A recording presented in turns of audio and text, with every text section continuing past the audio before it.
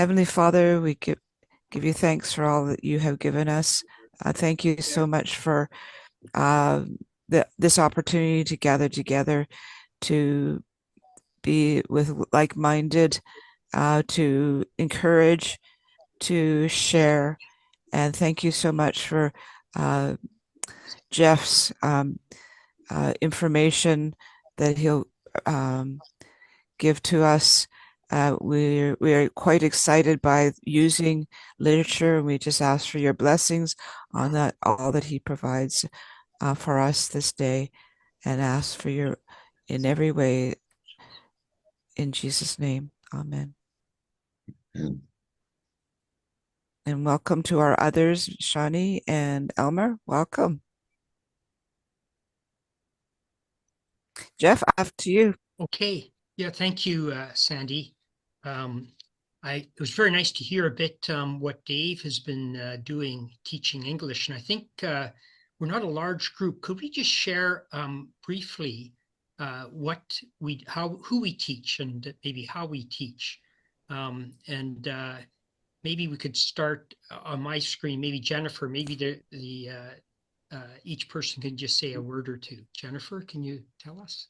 Yeah, hello everyone. I'm Jennifer from Toronto. I am part of the team in coordinating this webinar series, and I also teach an online ESL class at my church, Parkway Forest Community Church, every Wednesday night, and in an advanced class. So we do mostly conversations. So we do internet articles and also discuss movies. I gave them some movies to watch during the week, and then we discuss during class.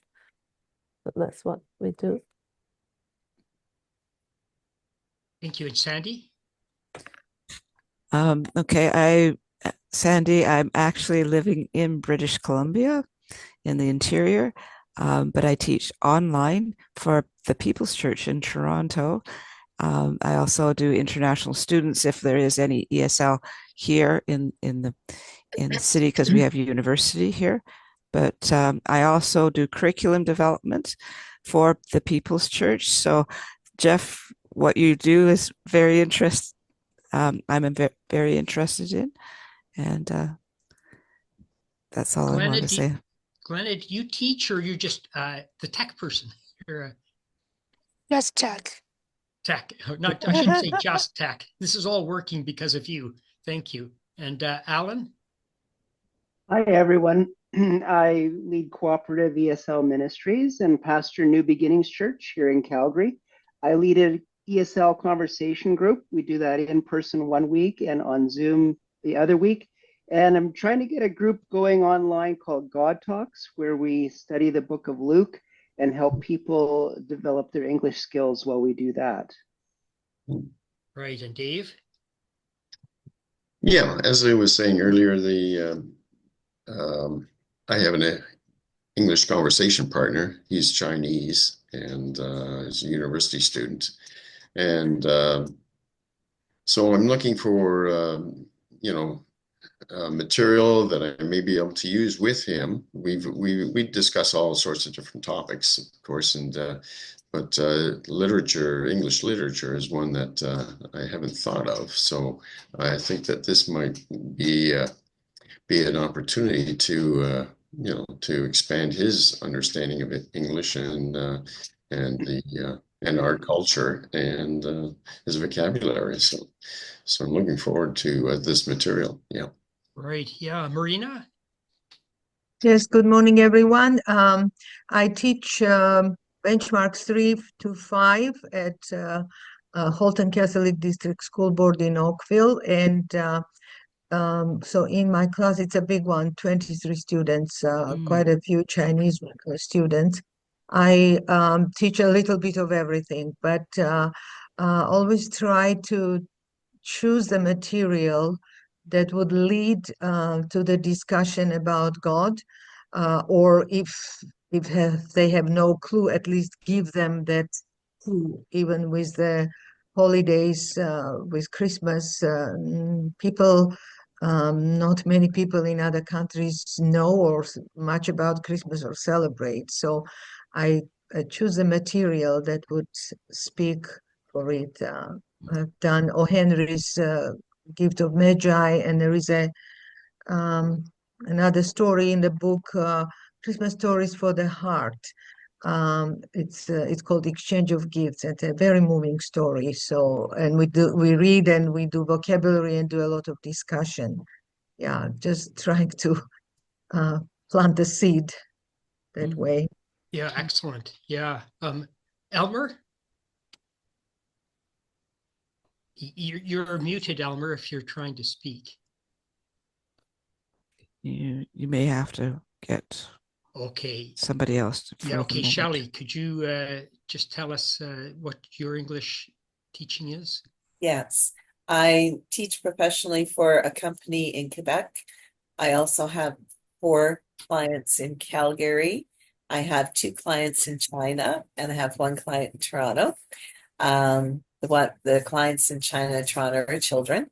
I also have 2 clients in children in Calgary, and then a couple of adults.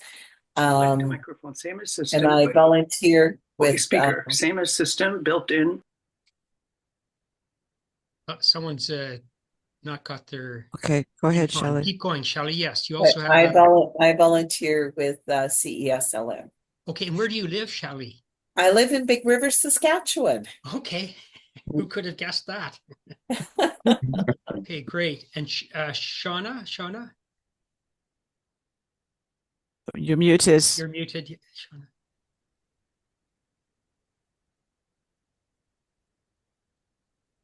Can you hear me now? Okay. Yeah, I'm Shawnee. I'm in Kitchener, and I supply teach for the Waterloo Catholic District School Board in adult ESL. And I do some digital support with Chromebooks in the classroom. But my main interest, I think, in joining today is because my church started an English cafe, and we run for 8 to 12 weeks at a time. We'll have a session, and for Saturday afternoons, and we just go through various topics related to the season or just other interests that newcomers might have. And we just try to weave in some scripture and just making friends too. That's a big part of it, is getting people to feel comfortable coming to a church if they never have. And just trying to share the gospel with them. So we always have some snacks as well. And yeah, we've got a big team in our church interested in helping with this. So Yeah, excellent. just And, want to get some more ideas today.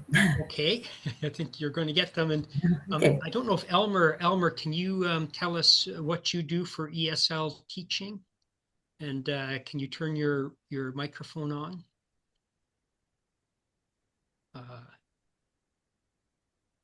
Okay, so that's fine. Here you are. You got your mic on. Yes. Can you hear me now? We can. Yep.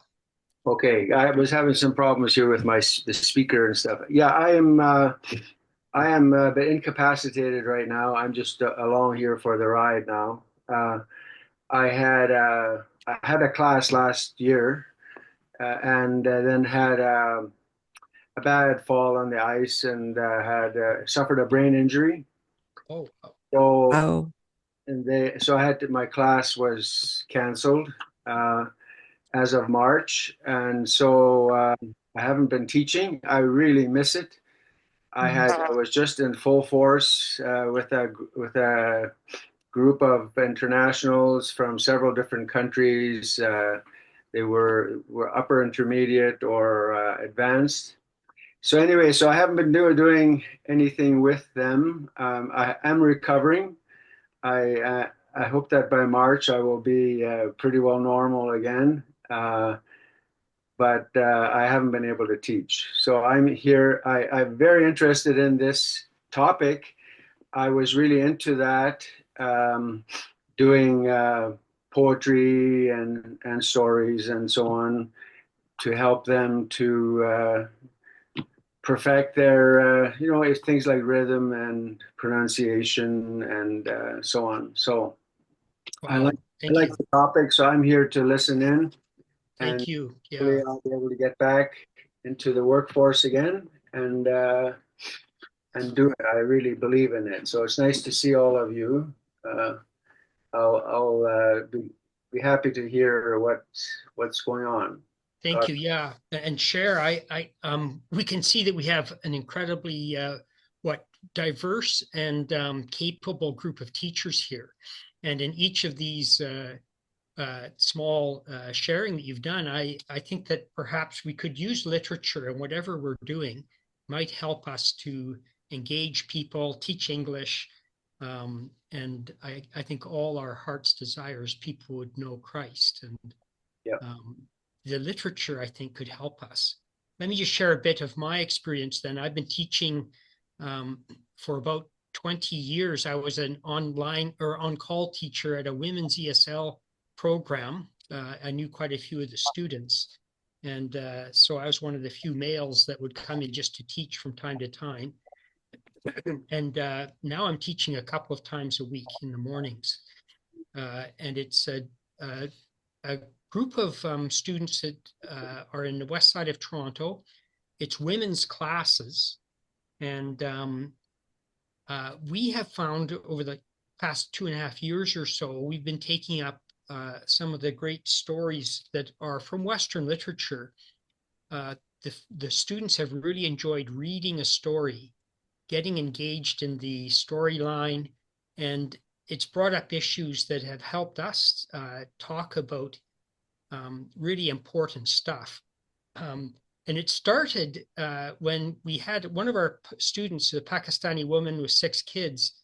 She was missing a lot of our classes, and she just was looking after her kids who were sick, and she was a very earnest student. And we had taken up a short story taken from a novel called The Number One Ladies Detective Agency. And I'll give you the names in a handout that you'll get at the end of the time.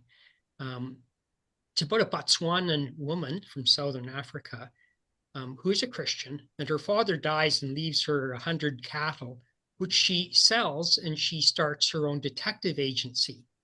And she does things in her way to deal with problems. You know, it may be a theft or a missing husband or a bogus insurance claim or a charlatan preacher. They're quite interesting stories that people come to her to try and solve. And she's concerned about reconciling people, not just finding out who the thief is, but dealing with people's problems. And underlying the whole thing is her Christian faith. And this Pakistani woman, when we read this one case that was in this story, she was so attracted to this character, this Mama Ramatswe is her name. I don't know if maybe some of you've read this story. So when she couldn't come to class, she borrowed the book from our library. The ESL group has a library. And subsequently, she read about 10 in this series. This is the first one, The Number One Ladies. It was so successful that this author wrote another dozen or so stories. And she would, when she set her kids to sleep at night, have a few minutes and she'd read a bit. And she missed a lot of her classes, but her English was improving so well and we couldn't figure it out. Then she says, well, I'm reading the stories that from this book. And wow, her vocabulary, her use of idioms, her understanding of English had just exploded. But that's how she learned. And she'd come about once a week or twice a week to her ESL classes. So I thought, well, maybe we could do some more novels or short stories and see how this benefits others. A couple of years ago, I took Jennifer Tong's presentation at our fall conference on movies, which again is another storytelling that engages people. Same thing. So the objectives for today's gathering, I'll share a bit of what students have said, how they've learned this way and why we do this now quite often. Secondly, I have a list of great books I consider great books that we've tried. There's a list of 10 that I'll share at the end, and I'll tell you a bit about each one. I'd also like to tell you where can you get the great literature that we're finding. Where's some good sources? I also want to show you using a YouTube video, how you could use a YouTube video to present a great story and its different functions that help you in learning. And the last thing, the fifth thing I'd like to do is I'd like to hear from you. Stop me if you have some comments to make or a question or an insight to share, because there's obviously people who have a lot here in our group. So let me just start by saying, what do I mean by great literature? Well, a lot of people use the Bible to teach from, and that's the greatest. And it's great literature, not only in its message, its substance. But I'm not going to focus on the Bible today. SOCM has always got something on the Bible. Last fall, we did the Book of Esther. We had a presentation on Light of the World Bible curriculum. We always do that. But in our area, we have a particular population which would not be attracted by an advertisement, come and read the Bible to learn English. And a lot of programs are based on the Bible that we're teaching English, but most of our Muslims, most of our neighbors are Muslims. And Muslims would think immediately, oh, well, this is a ESL class for Christians, and they would count themselves out. And some would be antagonistic to the gospel message as well. So we haven't started from that perspective. Not only Muslims, though, we have, as I've heard you say as well, there's many Chinese and people from Vietnam and South America, secularists and materialists, really. And I think they would feel quite incapable of engaging. They think they'd be incapable of engaging in a conversation about the Bible. It's not their experience. They've never read the Bible. They don't know Christians. And so we've never advertised that we are going to be using the Bible. Instead, we've gone to the great literature, and it's Western literature, but often it's translated into English. So you think of the great Russian authors, Tolstoy, Dostoevsky, we've used their material. And then often it's not contemporary. George MacDonald from the 19th century, and then his student C.S. Lewis, G.K. Chesterton, James Joyce in the 20th century.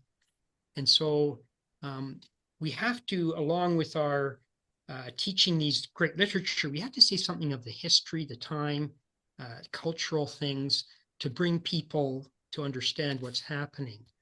But all the pieces that we've picked have really underlying them. We picked one with a gospel message, with the meaning of who we are, who God is. We've also, I think 8 of the 10 titles I'll give you today are short stories. They could be read in 5 or 10 minutes out loud, so they're short. Sources, if you Google short stories or ESL short stories, you'll have a lot to choose from. So you won't have trouble finding them. We have found, what subjects do our students like?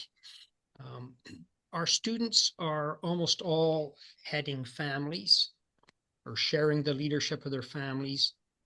Like Muslims, it's the woman who really is the leader in the home and raising the kids.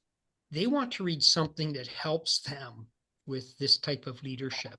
They're in a new culture. They're looking for encouragement and strength. And so when you read these stories, they have moral messages. They have meaning that our students are looking for. So they're happy when we've presented some of these great stories. They're not looking for entertainment or excitement or novelty. There's a maturity in the students that we're dealing with. So their interest, their level of English, we have 3 levels at our ESL classes. There are beginners who are utter beginners, many who are illiterate. And so we can't use the literature for them. They're learning how the alphabet language. The second group, or intermediate group, I'd say are sort of like grade 2, 3, 4 level of English. And you can go to the library and get some of these great stories written in simple English. And they could be as written with as few as 200 vocabulary, 200 word vocabulary, and let's say up to about 800. And they're all graded. So you can go to the library and pick out a piece of literature that's good for even basic English, grade 2, 3, 4, I'd say.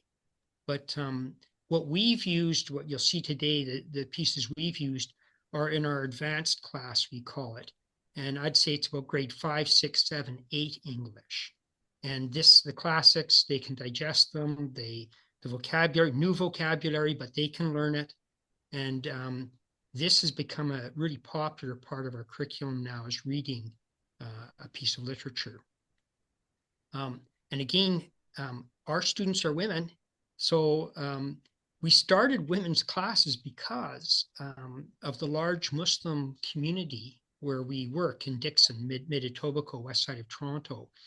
And many of these women would not go to a public ESL class where there are men. That's outside of their sort of cultural, religious way of doing things or background. And so we started women's classes. But women from all different communities have joined, and they like a women's time away. And so for 20 years, we've been working just with women. And they have, our advanced class is almost unanimous, at least very strongly leaning toward learning how to listen, understand what people are saying, and then speaking in a way that they can be understood in the Toronto context. And they want to be able to relate with Torontonians. And who do they speak to? The first on their list is their own kids.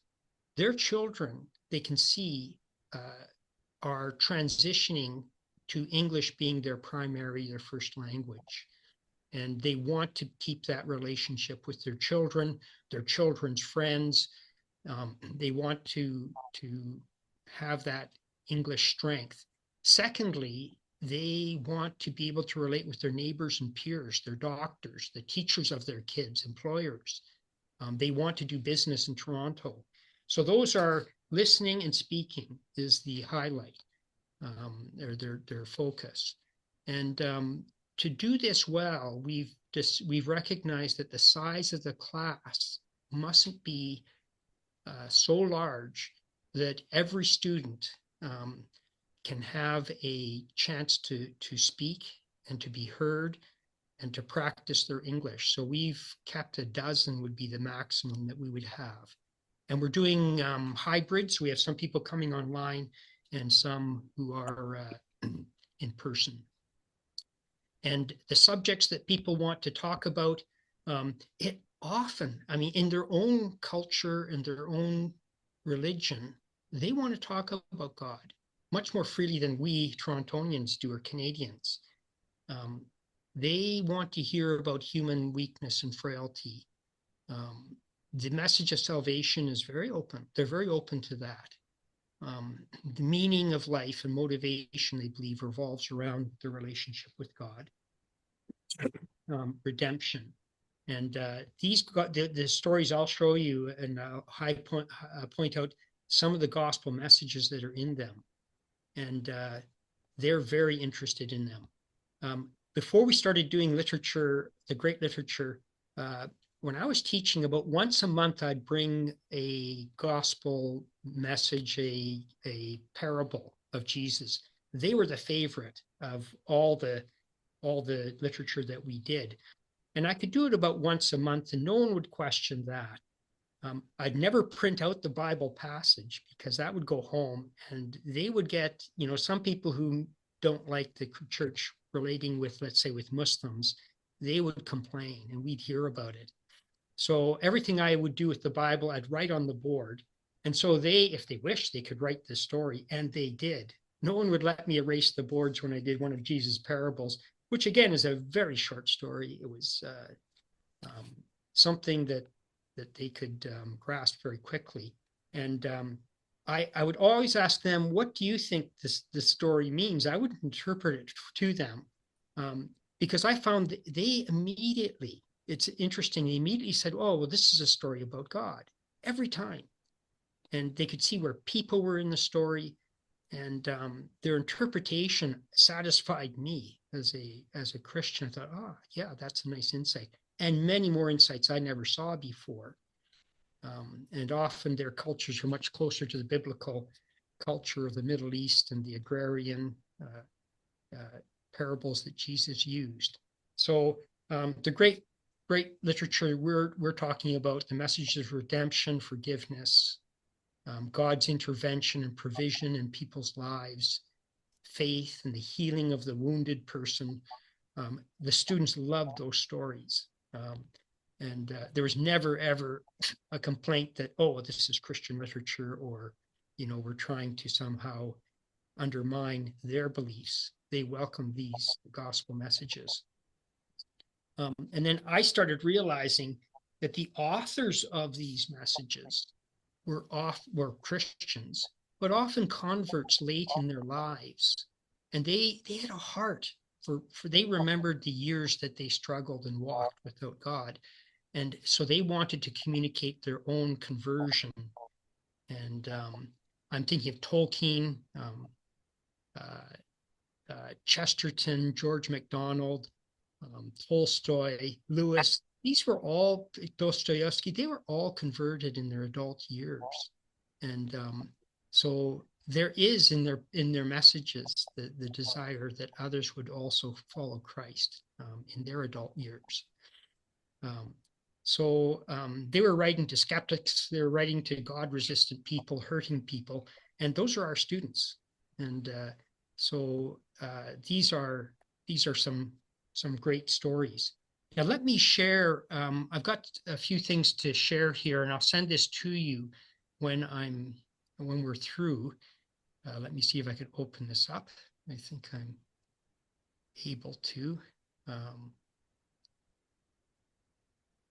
I think that's it. Let me see. No, that's the wrong one. Sorry. Let me open it again. Here we are. Okay. Can everyone see that? It says SOCM 2025 webinar. Can we see that? That's all right. Thumbs up. Good. Okay. This just summarizes a few things about our class, how we practically have used the literature. So as I say, in the past 2 years, advanced class, they're about grades 4 to 8 competency in English. We've read 10 short stories in the past couple of years. The students have loved them. They like what we're doing here. Here's the pace that we've used. We set aside about a quarter of our 2-hour ESL sessions, half an hour, 30 minutes, 40 minutes, and we listen, we read, we discuss the short story. On average, we handle about 8 or 10 sessions of a short story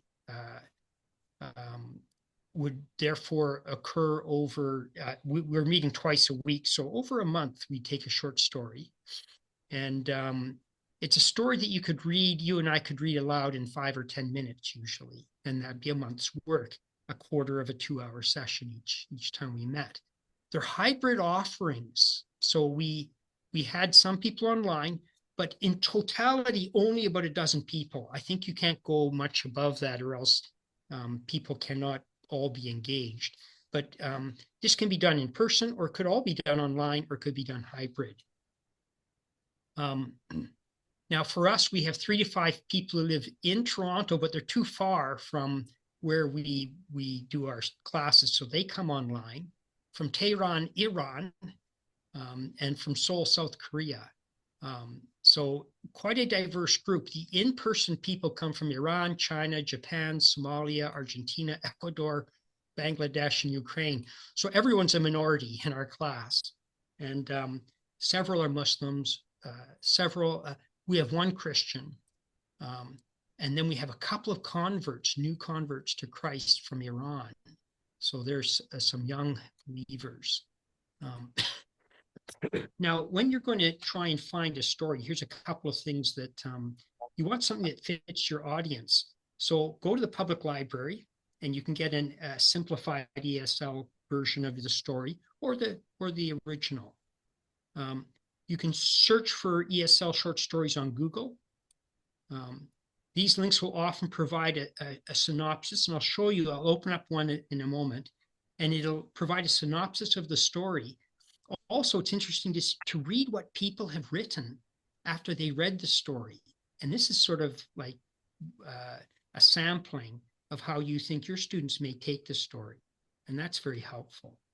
So go to the internet and use your Google and see what stories are online. Now, how can we make this an auditory experience? Our students want to listen and speak. So you don't want them reading it necessarily. However, the teacher could read the story aloud, or you can have your students take turn reading the story aloud. So that's one thing that you can do. A second, you can play a story, which is a video or an audio book online, or you might have your own player. And you can get those from your public library, again, audiobooks. YouTube has, thousands. Here's a nice website called LibriVox. It's an internet site. It's out of New York State, and people volunteer to read great literature. I think that's what they call it.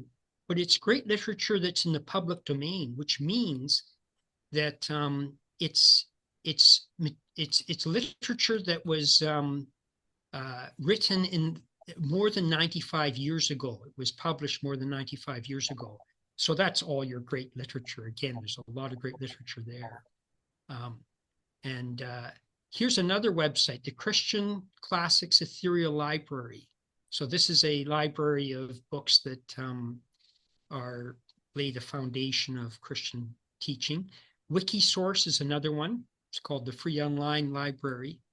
And I don't know if anyone else would like to suggest a place where they may find literature that they use. Would anyone like to pipe in and suggest any other sources? Don't hear anyone right now, or in the chat box, you could write something. How to use internet videos. I will show this in a second, but let me just tip off a few things you can do. Most internet videos allow the viewers to regulate the speed. Now, in the first round of listening to the story, we'll often run it a bit slower, let's say at about 75% speed. And otherwise, then pick it up to regular speed. Note that you can select speeds that are too slow. So if it's 50%, it's just the person sounds drunk. And it's maybe funny to listen to it for a moment, but it's not right.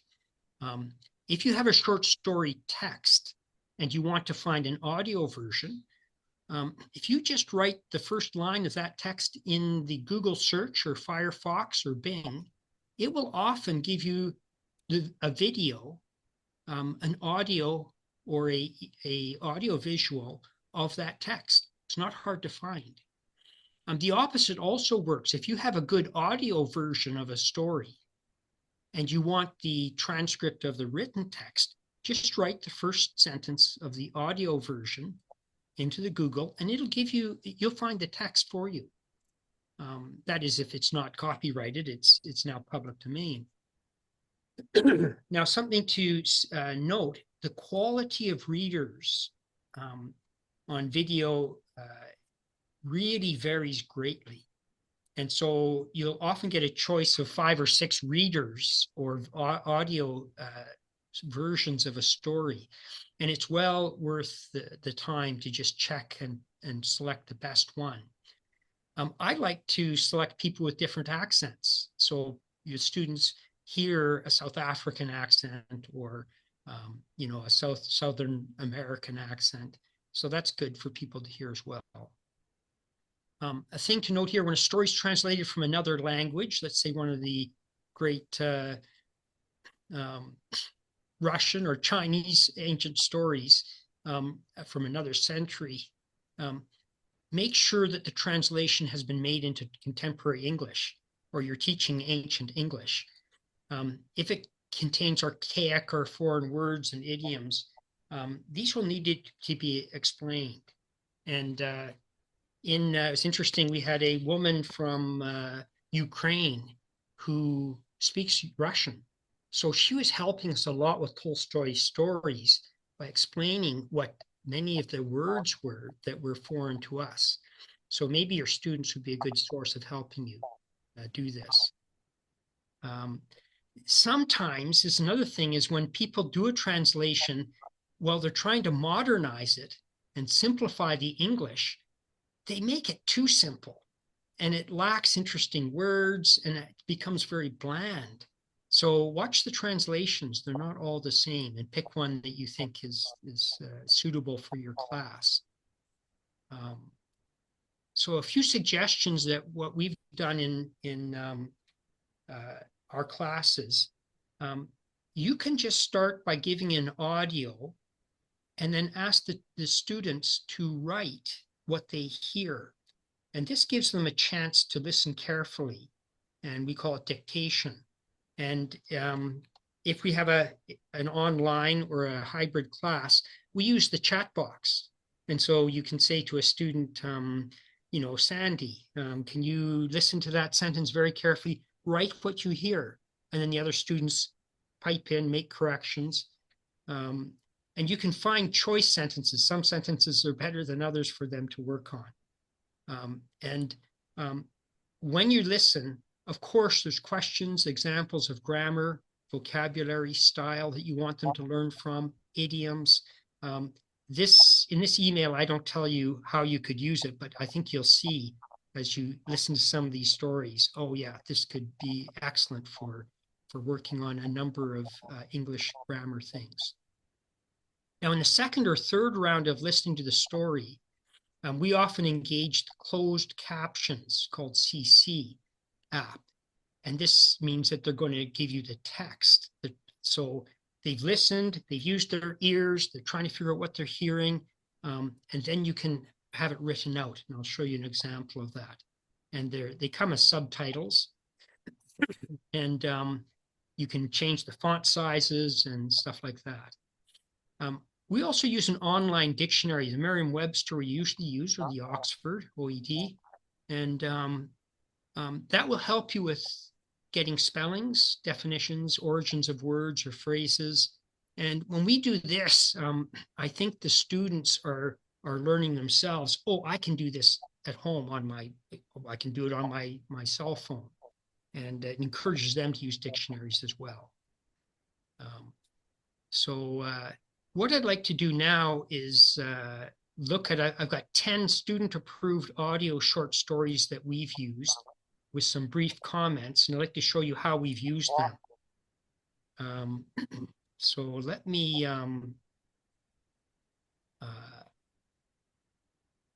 open up right now one of these audio short stories.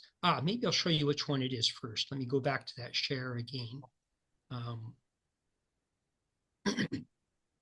I do make the comment here.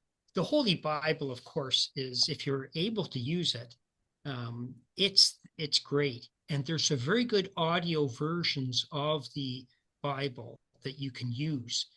Here's one, the Gospel of John, chapter by chapter, in 21 videos. And this is done, it's actually it was produced by a Toronto director, Drabinsky, and it's used the Good News translation, simple English, and the movie is well acted and well researched, so that it observes the culture, the clothing, a lot of insights into it. It's a very excellent work. So that will come in. That's one thing that you can access. Here, B, Two Old Men by Leo Tolstoy. This is one of the first books that we did, and I intended to do a chapter of the story And the students wanted to do the whole thing. They wouldn't let me stop. And so it's a large story that would take, I don't know, maybe 50 minutes to read, but we did it over several months on and off. And the short story asks the question, what really pleases God about humans' worship and religious practices? And it starts with two old men who leave from the Ukraine. And they've decided that they're going to take a once-in-a-lifetime pilgrimage to Jerusalem. And they make a pact actually when they're very young to do this. And it's not till they get older and they decide, I've got to do this, or we're not going to do this. We're going to die before we get to Jerusalem. So they both set out. And it's so interesting. One of them gets waylaid on the way because he goes to a home to get water and he finds a family starving. And this was happening in Ukraine in the late 19th century. And Tolstoy was writing about it, trying to inform the Russian populace of the troubles in the far reaches of the Russian Empire. And so he stops and all the money that he'd collected to take on his trip to Jerusalem, his pilgrimage, he spends on the family and he cares for their needs. Meanwhile, the other one gets to Jerusalem and goes through all the rituals, and he finds in Jerusalem people who don't really care about God and don't worship and they're there for their own purposes and their own benefits. And there's thieves there and really some people who are taking advantage. Anyways, they both return home from their pilgrimages. And we have Muslims, of course, who make their pilgrimages to Mecca, and they talked about what it meant to them as a pilgrim. And this is very apropos for the Muslims, considering what is it to have a pilgrimage to Mecca, and how does that really worship God? It was a fascinating story. So I'll show you a bit of this on the internet and see how that works. So let me open up right now the video.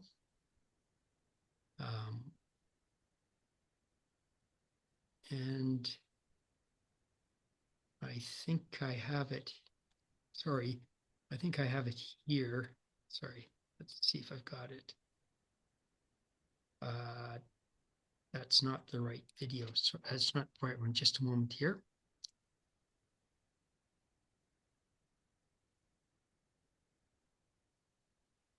Okay, I think I've got it. Okay, so if you go on YouTube, this is the type of thing that will come up. We've looked at this, Two Old Men.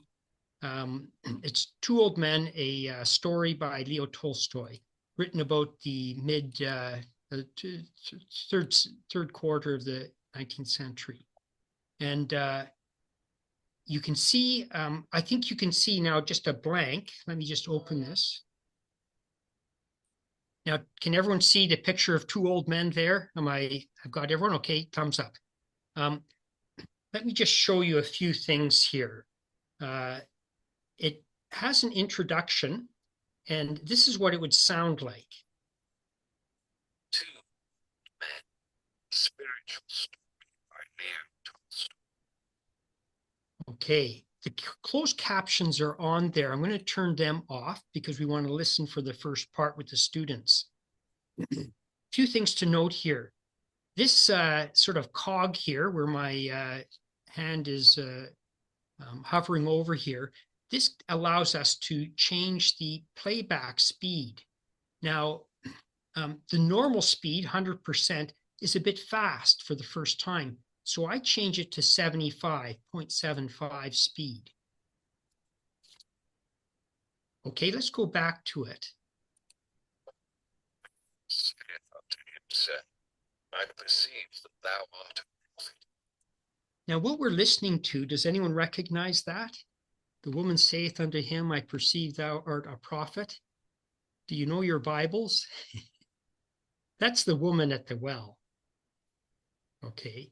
And she is commenting to Jesus, who has spoken to her. This is in the King James Version, but it's only about 20 seconds or 30 seconds. It's the story of what Jesus said to her about worshiping in Jerusalem or worshiping on this mountain.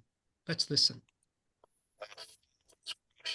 This mountain, and ye say that in Jerusalem is the place where men to worship. Jesus saith unto her, Woman, believe me, the hour cometh when neither in this mountain nor in Jerusalem shall ye worship the Father. But the hour cometh, and now is, when the true worshippers shall worship the Father in spirit and truth. For such doth the Father seek to be his worshippers. John. Okay, Gospel of John. Well, that's the introduction to the story. It's the only Bible quotation in the whole story.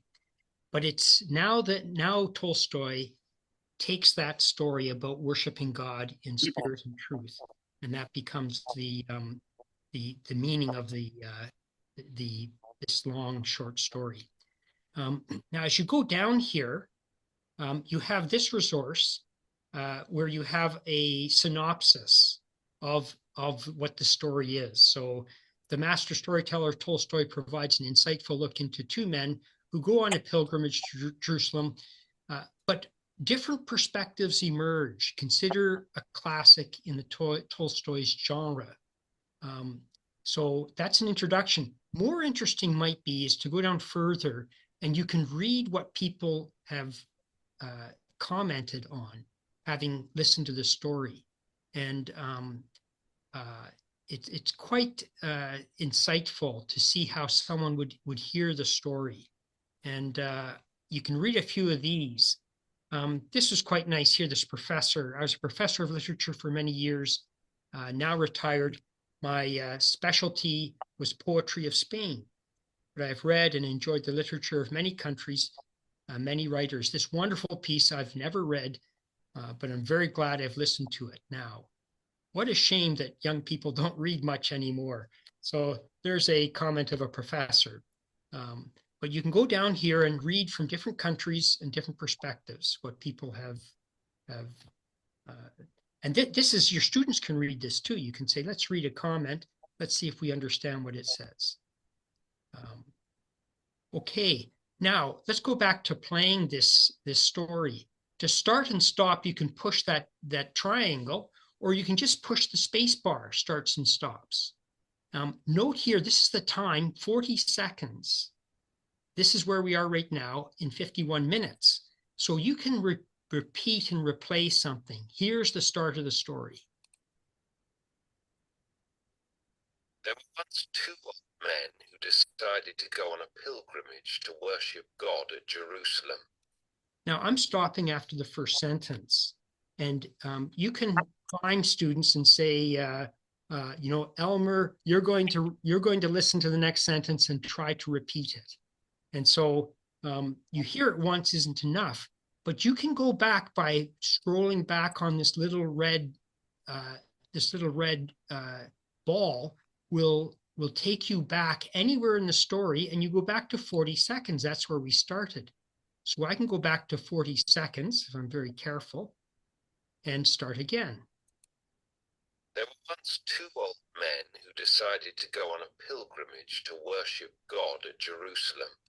So that's how you can repeat the story. People can listen, and now it's just an auditory experience.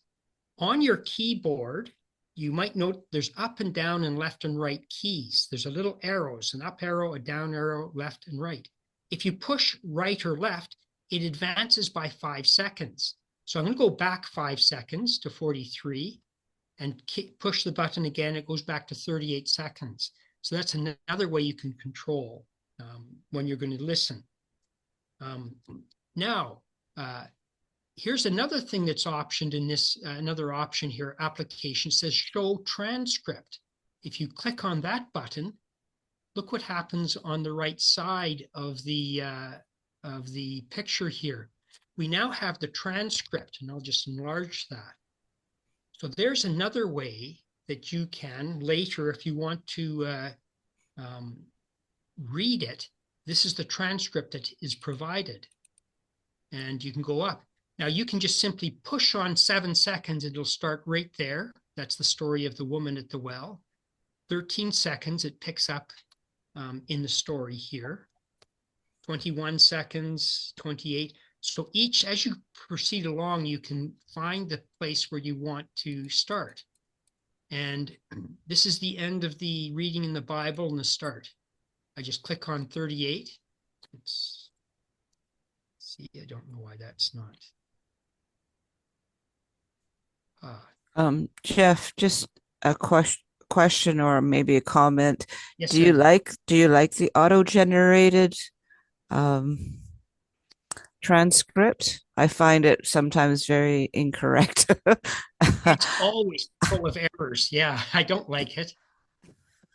It is a problem, eh? Have others found that as well? It's the spellings are not correct, and it doesn't do a good job at all, the auto. Yeah, and this is a transcript that's taken, I guess it's prepared by the person who made the audio. It's much better. Yeah, it's a good comment, Sandy, that the auto is not good.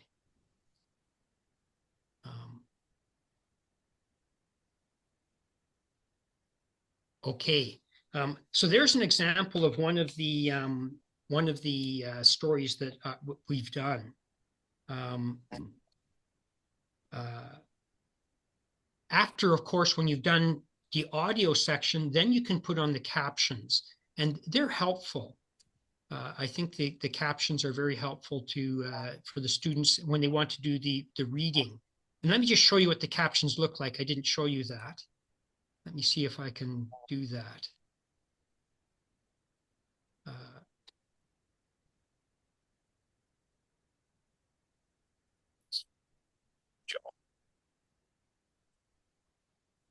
There were once 2 old men who decided to go on a pilgrimage to worship God at Jerusalem.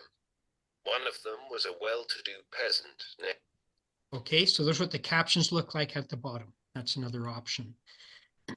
Let me share a few of the stories that we have really enjoyed, and I will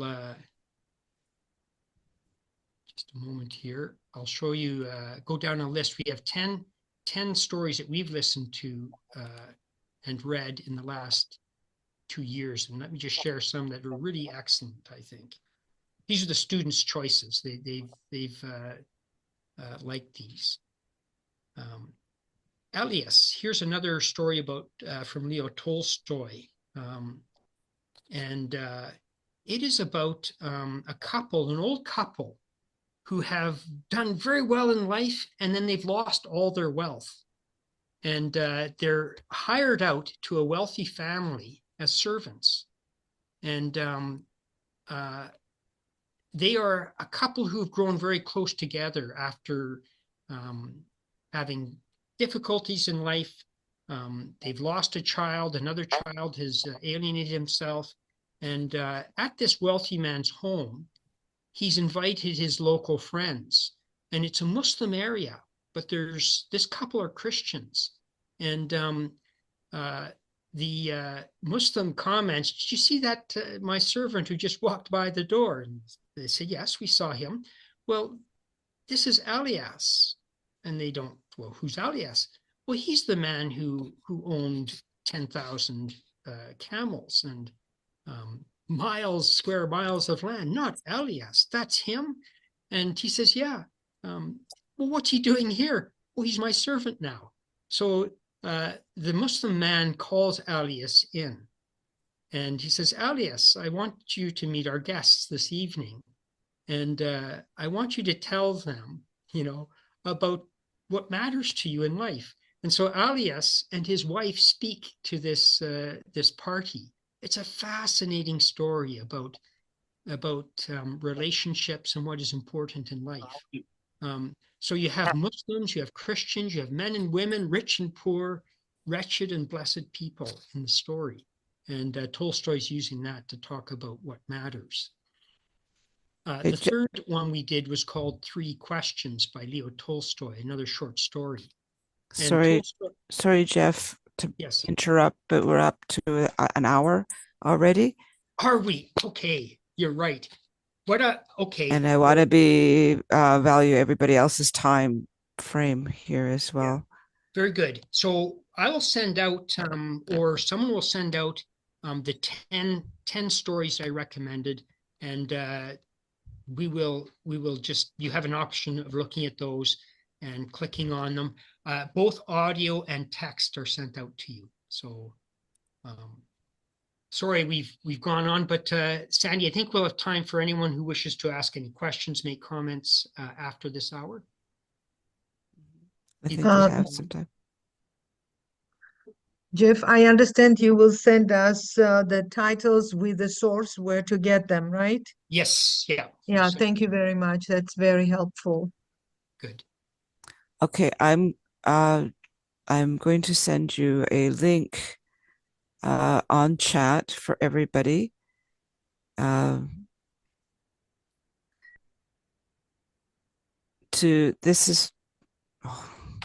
went and took it all off of my. Try this again. It wants to. This is for the forms. Please help us with our future webinars before we end and have discussion in that. Please help us with future webinars by filling out the feedback form that I've given you a link to. So we put it into the chat. Please click on it, fill it in, copy or paste the link so you can fill it in later. Then we'll be sending the link out again after the post, after the webinar in an email. You'll be sent out the handout to the presentation and a link to the recording sometime later. And those who request a PD certificates, they'll be sent separately. Our next webinar will be February 22nd. It'll be on demystifying AI, a practical guide for ESL teaching by Sandy Ho. It'll be a wonderful, also a very valuable. We're all working through AI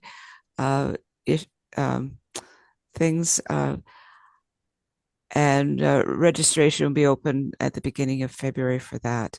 If you're not on our mailing list, whether it be eslministries.org or eslcooperative.ca, please go to those our websites and get on our mailing list so that you will be in touch with what's happening in the future of our webinars and other resources that you'll find at each of those sites as well. Okay, and that'll be questions for Jeff.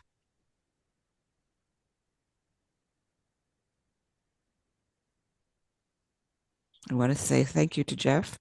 I did introduce him, but he introduced himself. I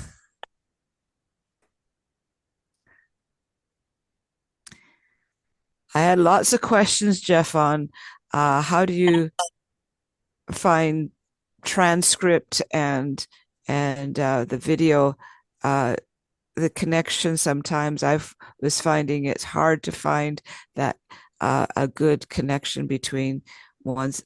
You either have to grab that transcript from that video to connect with that and correct it all, which I do a lot of for my video listening, that's why I made a comment about the transcript part. Or if you have even with something like The Gift of the Magi, trying to get an audio of that when you already have a really good reading is hard to find. Right. All I can say is sometimes with the audio, a transcript comes, but the what did you call it when there's a sort of a computer generated transcript that isn't good?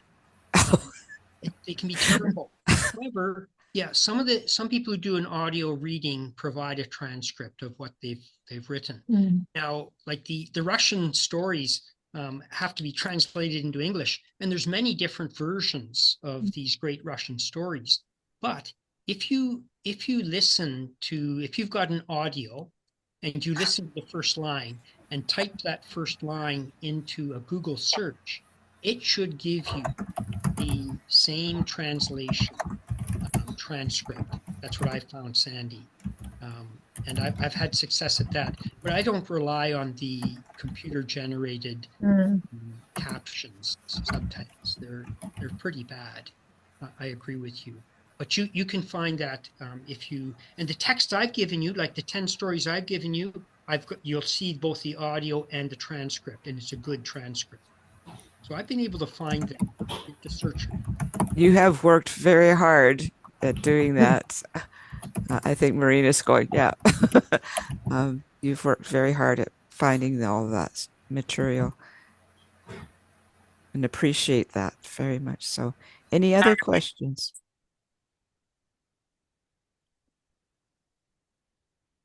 I wonder if people would share any of the good stories, short stories that they have found. So I've just got 10, which is not a large list, but they've been sort of tested and tried by our students, and they're very appreciative of them. And some of them are very well, they're all different. But they're well done.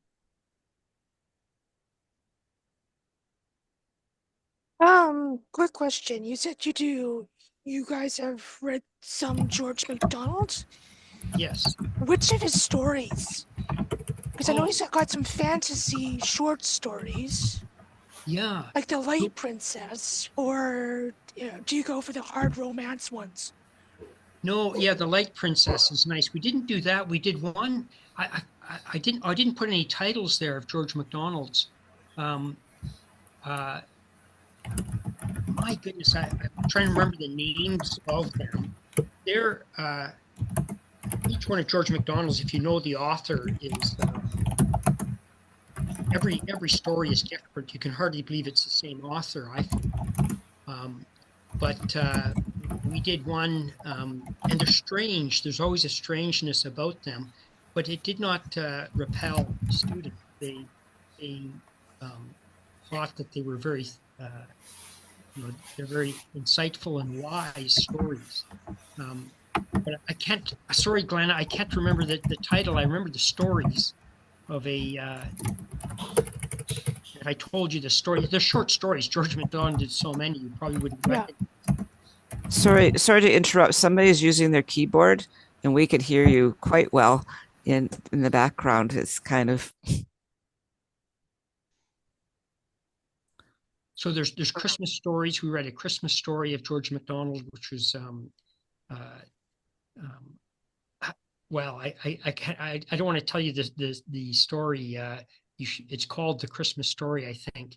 And another one of a young man who hikes and finds a woman with her daughter in a Scotch island in the Outer Hebrides, I think. I don't know if you know that story. The woman transforms into a wolf, the daughter, and she keeps transforming from a wolf to a human again. But George is talking about her personality and relationship with her mother, quite challenging. But the women are the main protagonists in the story. So yeah, George MacDonald is definitely worth looking at, and he has many short stories. Yeah, I have used kind of slightly different, may not be great literature, but I have used stories from Chicken Soup series. So it's more contemporary, and it doesn't have that kind of feel of the great literature, I admit, but it is another choice, I guess. I think the messages are usually good in there about human love and things like that. And also Aesop's fables as well. Yeah, Aesop, yeah. Yeah, we've done that too, Jennifer, Aesop's fables. And they're on YouTube. And yeah, just last week we did the lion and the mouse. And yeah, excellent. And what do you find, Jennifer? You've looked at contemporary cinema or the movies, and you've done some literature. Any comments about how they're different? One's more contemporary. Right. The movies are contemporary as well. Yeah. Are you asking about the difference between movie and literature? Yes, and do you ever get a transcript of the movies? They're very short. Movie transcripts are really small, I find. Yeah, well, we don't actually use that, but they can be found on the sites. Often there are transcripts on the YouTube, just like what you showed. But we don't actually use that. So what I do is I ask the students to watch the videos by themselves. I give them the link during the week. So they watch it by themselves, and they could use, I ask them to use like slowing down the speed or closed caption, so they can do that. And during the lesson, we uh, discuss what they watched. So, including the vocabulary and idioms, a lot of idioms. So they would raise that often. So I don't actually use the transcript in the lesson. And yeah. Good point. Have you, Jeff, have you used C.S. Lewis's, any of his stories? I think one of the workshops somebody mentioned that they did. I can't remember whether it was at the TESOL conference, but I remember someone that I was pleasantly surprised. Yeah. Yeah, and so the series, I think 3 of the Narnia Chronicles have been made into full-length movies, and they're I find them excellent. Maybe Jennifer's used those movies. Have you ever looked at that? No, I haven't used Narnia. Yeah. Yeah, no, we haven't, Marina, but that I think you could even do just part of, you could do one chapter or part of a movie. Very Yeah. well, I think. Yeah. Also, Russian writer Chekhov, he has wonderful short stories, very insightful and very good for discussion. Yeah. And there are some translations, I'm sure there are. We did one of James Joyce's books, Eveline, and so different than the Russian novelists. And what was interesting is he was talking about a woman who was considering the sacrifices her mother had made for their family. And this woman, who is in her late 20s, had the opportunity, was asked her hand in marriage. And she was looking after her old father and family things. And it's this struggle that this woman is making. Well, the Muslim women are watching this and they're thinking of their plight. And it meant a lot to them. And they were wondering what they and the modern Muslim woman should be doing for their families. And so it's, that was something that it didn't grip me, but boy, was it powerful for the Muslim women who engaged in that short story. So some of the more modern writers too have a message that they want to talk about and touches them very deeply.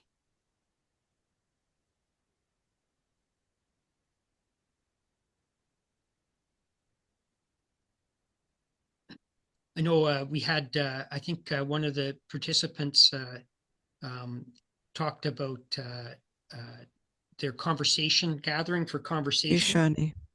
And yes, and so that can be used. Shawnee, yes, Shawnee commented. So I know some people had been using parts of Dostoevsky's The Brothers Karamazov. And there's chapters there that they had met and discussed in a coffee conversation time. They said it worked very well. Sorry, can you repeat the name of that again? Well, Dostoevsky, the Russian novelist, The Brothers Karamazov. Okay. Crime and Punishment also. That's it. Oh, wow. That's a powerful one. Crime and Punishment. Yeah. Yeah. Okay, good. Oh, thanks for these great suggestions. Yes, I need to go to my English cafe now. So thanks a lot. Bye. Yes. Okay. We'll see you. Bye-bye, everyone. So just wanted to mention Hemingway has also good stories. Right. small stories, short stories. Yeah. Would you recommend any titles, Marina? The Old Man and the I can't remember Yeah, now. The Old Man and I've the read Boat. them long time ago, but I haven't thought of using them in the class. Now it just came to me. Um, The the Pearl. Old Man and the And the Sea, I sea, think it, I think, yeah. yeah. Yeah, Mhm. The Old Man and the Sea. Yeah, And and the the Sea, Pearl. yeah. The Pearl would be another one that's quite Yes. would be appropriate, a short story. Yeah. What do you do for, I guess you try to avoid copyright things, because as soon as you get both audio and written, Yeah. So the great that's, literature we're talking about is more than 95 years old and it's public domain. And so yes. Mhm. the link to LibriVox, this is this New York state thing with just people volunteer to read. They're all reading the public domain, and every year there's a Mhm. new, release of books that come into the public domain. So they're not copyrighted. They're publicly owned. So you're okay with that, Sandy? Yeah, the thing I could use it myself, but when I'm actually also providing material for my other teachers, I will have to train them how to use all this stuff, and that's probably the hardest part. Um, any suggestions? Sorry, I know not that, but I just came to me. I've done Emily Carr's short stories. They are phenomenal.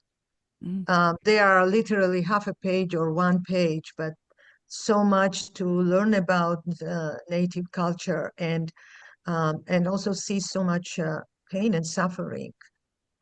Yeah. Where did you get those, Marina?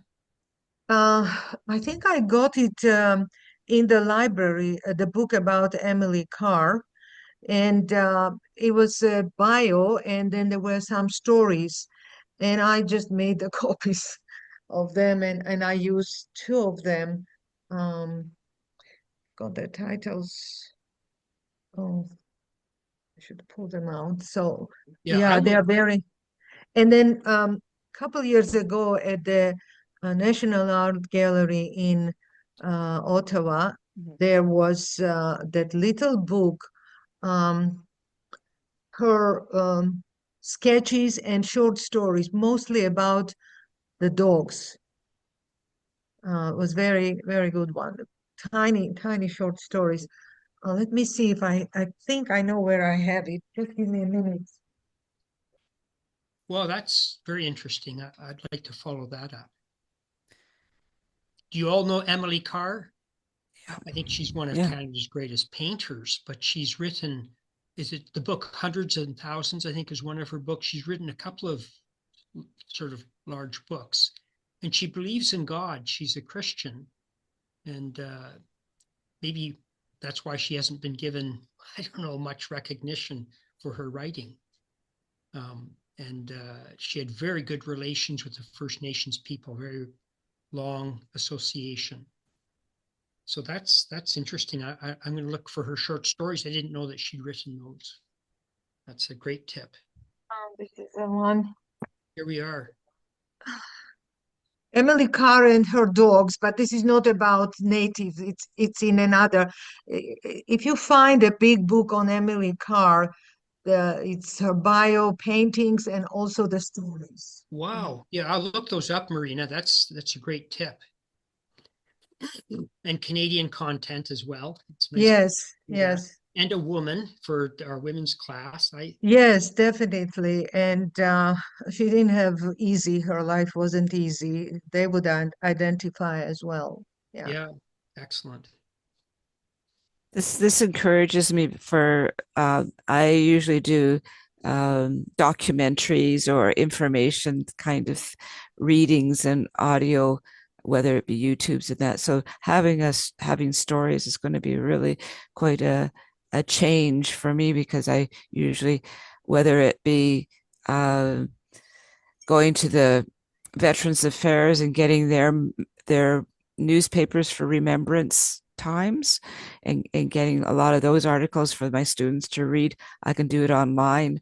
It's easy enough, but no audio. But we provide the audio by reading. That's more of a reading thing for them. But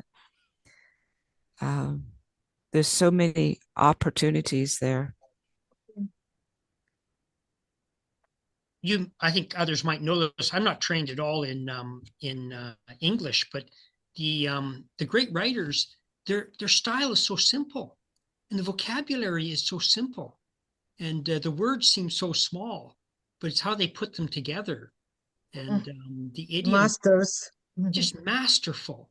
And you just wonder, how can they say so much? And Jesus is the same. His parables are so short and punchy. They're just amazing. So, and the students pick this up immediately. They know in their own language. Many of them are well, they're graduates from universities. They know their own language. They can immediately detect great style and simplicity. And that's what I found in the writers that we've been mentioning. They everything is so simple and appropriate for language learners, people learning English or Russian or whatever.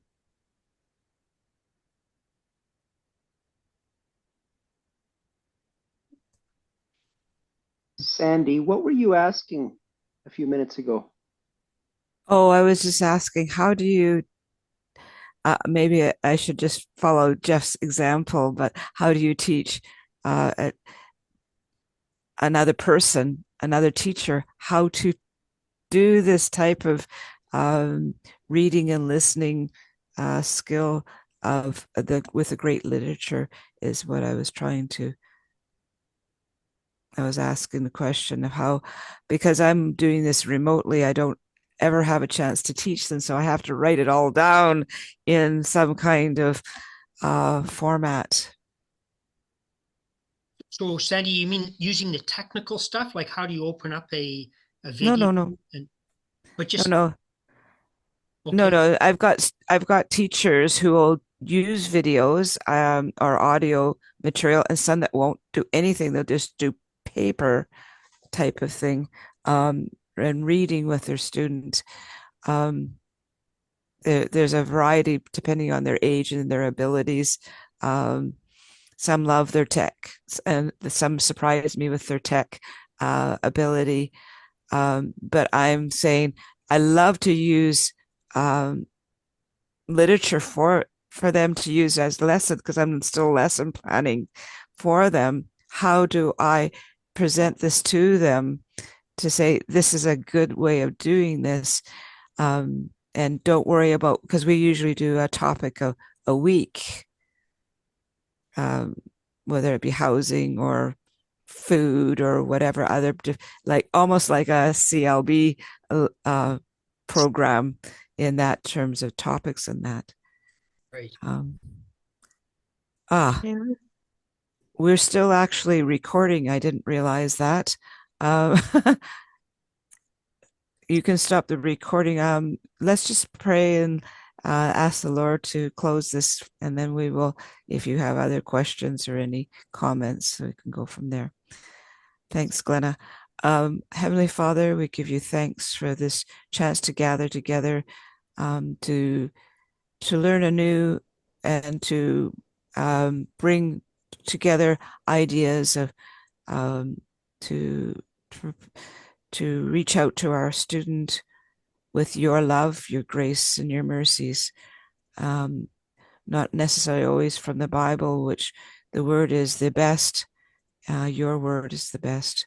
We just ask for your blessings in every way. In Jesus' name, amen. Amen. Amen.